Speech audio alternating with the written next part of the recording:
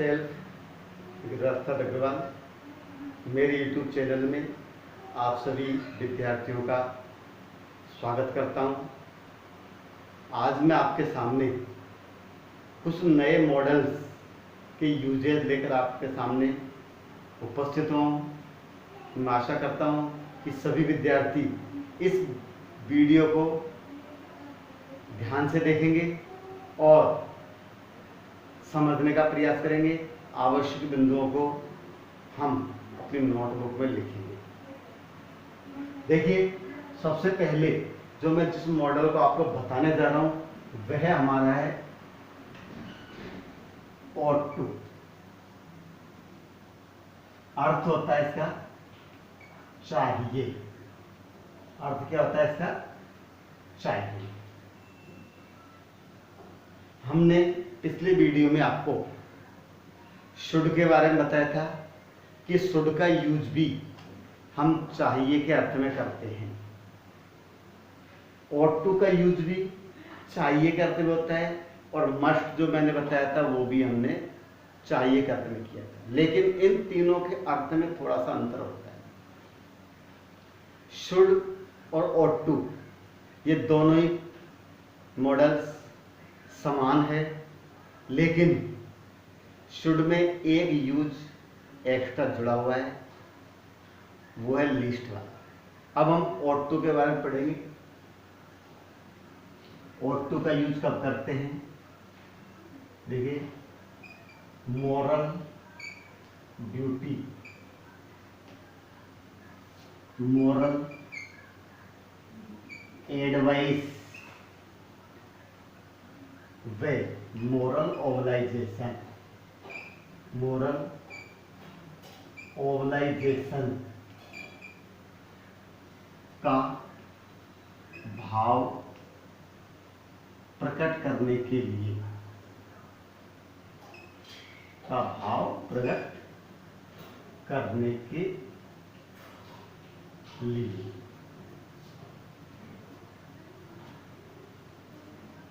ought to का use करते हैं।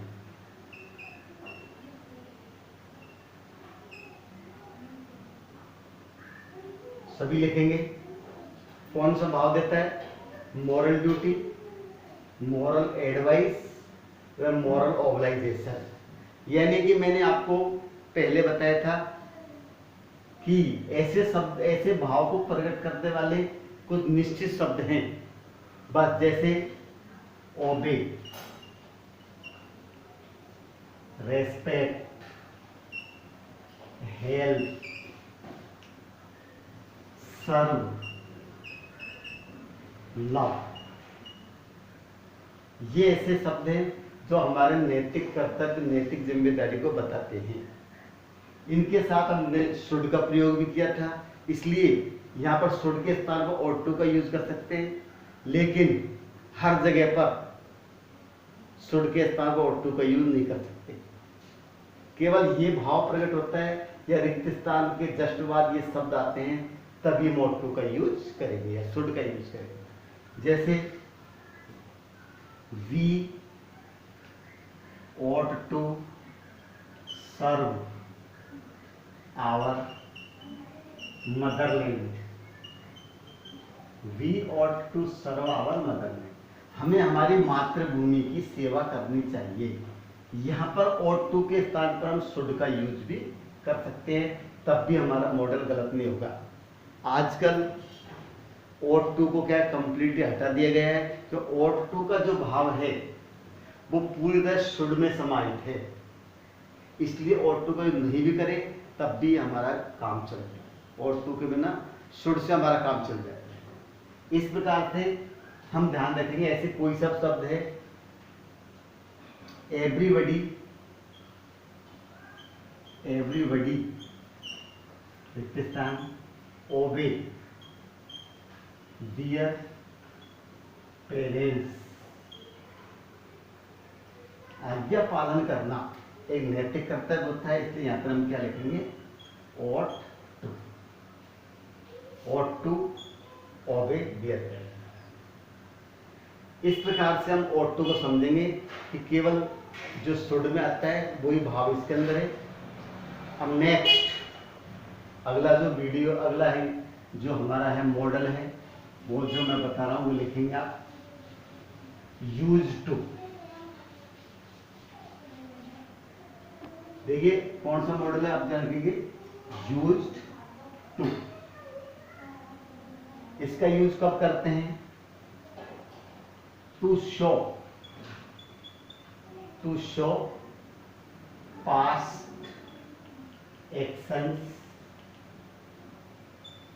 In present.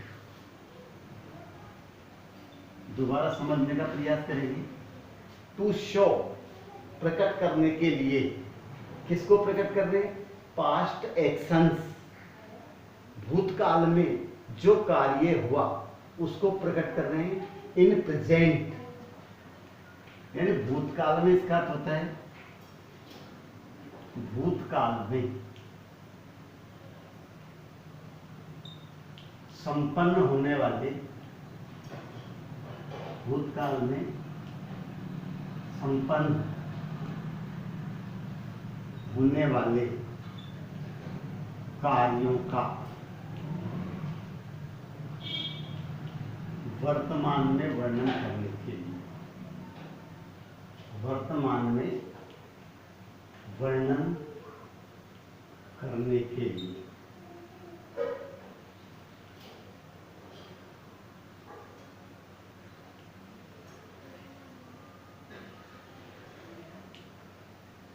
समझ में आया? अपन पहले कोई कार्य करते थे लेकिन आज हम उस काम को नहीं करते। आज हम उस कार्य किसी अपने दोस्त को बता रहे हैं कि मैं पहले जब छोटा था तो मैं फला कार्य किया करता था। तो वहां पर किया करता था यानी यूज टू, इसका अर्थ है किया करता था। जैसे एग्जाम्पल देंगे, when I was a small boy, comma लगा देंगे। when I was a small boy, जब मैं छोटा बालक था। I run fast, I run fast क्या होता है? When I was a small boy, I run fast, तेज दौड़ा करता था। अब नहीं दौड़ता, लेकिन छोटा बालक था तब दौड़ता था। इसलिए यहां पर क्या लगा देंगे? Used to. बस ये होता है। दूसरा एग्जांपल, when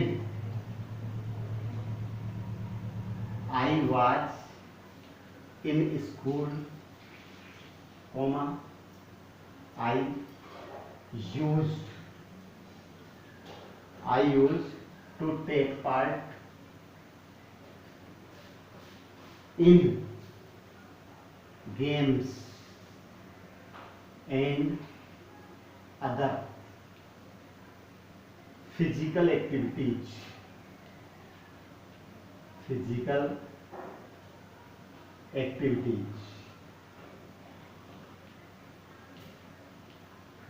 जब मैं विद्यालय में था यानी विद्यालय में पढ़ता था तब मैं क्या करता था? गेम्स और अदर फिजिकल एक्टिविटीज में भाग लिया करता था। तो पिछले जो कार्य पहले करते उसको वर्तमान में बता रहे, इससे हम यूज टू का प्रयोग करते हैं। नेक्स्ट अगला मॉडल आता है आपका मस्टंट। देखिए मस्टंट, इसका यूज करते हैं प्रोविजन के लिए। PROHIBITION, प्रोविजन यानी प्रतिबंध। क्या होता है ये देखिए, प्रतिबंध।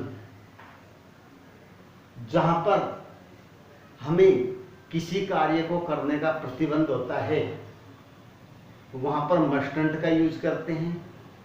देखिए जैसे you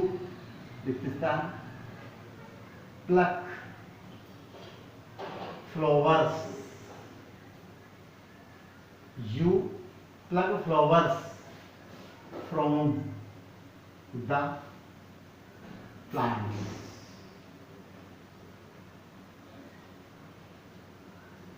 We touch an electric wire. देखिए, जब हम बगीचे में जाते हैं घूमने के लिए तो प्रतिबंध निषेध लिखा रहता है, फूल तोड़ना मना है, क्यारियों में कदम मत रखो। इस प्रकार के प्रोविजंस होते हैं जिनको करना मना होता है, तो वहां पर हम क्या यूज करते हैं, मस्टंट। तो you mustn't plug flowers from the plant. जो इलेक्ट्रिक वायर होता है उसको छूने के लिए खुली आजादी थोड़ी होती है, प्रतिबंध होता है, आप ऐसा नहीं कर सकते, तो वहां पर हम मस्टंट का यूज करेंगे। Mustn't touch an electric wire. इस प्रकार से प्रतिबंध को शो करने के लिए हम मस्टंट का यूज करते हैं। ये भी उतार लेंगे। नेक्स्ट, जब तक आप उतारें तब तक मैं अगले मॉडल के बारे में बता रहा हूं, और वो सामान्यतया बहुत इंपॉर्टेंस का होता है, वो है हमारा नीडेंट। देखेंगे नीडेंट, नीड का मतलब क्या होता है, आवश्यकता होना, और नीडेंट यानी आवश्यकता न होना। देखिए अब लिखेंगे आगे, नीडेंट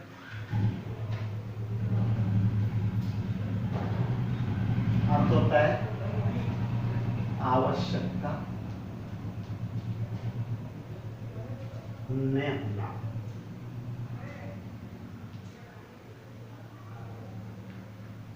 कौन सा भाव प्रकट करता है, आवश्यकता न होना। अर्थात जब हमें किसी कार्य को करना आवश्यक नहीं होता, वहां पर नीडेंट का यूज कर रहे हैं। यानी हम किसी कार्य कर रहे हैं और हमें आवश्यक ही नहीं है, अनावश्यक कर रहे हैं, तो वहां पर नीडेंट का यूज होता है। देखिए जैसे एग्जांपल लिखेंगे, we have a lot of time, we have a lot of time, you विकता हरी